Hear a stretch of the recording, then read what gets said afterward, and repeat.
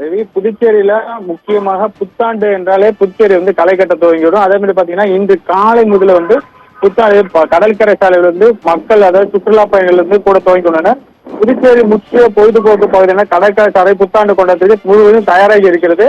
1.25 kilometre, அதாவது 2 கிலோமீட்டருக்குள்ளே இருக்கக்கூடிய புதுச்சேரி கடற்கரையானது கிட்டத்தட்ட 2 லட்சம் பேர் கூடுவார்கள் என்று எதிர்பார்க்கப்படுகிறது. இதனொட்டி கடற்கரையில மக்கள் கடற்கரையில், அதாவது கடல்ல இறங்கறதுக்கு தடை விதிக்கப்பட்டுள்ளது. புத்தாண்டுக்கு ஒருவர் கூட உயிரிழக்க கூடாது என்று காவல்துறை பல்வேறு கட்டுப்பாடுகளையும் விதிக்கப்பட்டுள்ளது.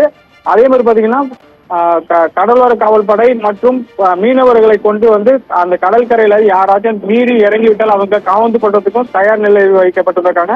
இதே போல 20க்கும் மேற்பட்ட இடங்கள் கண்காணிப்பு கேமராக்கள் பொருத்தப்பட்டுள்ளது.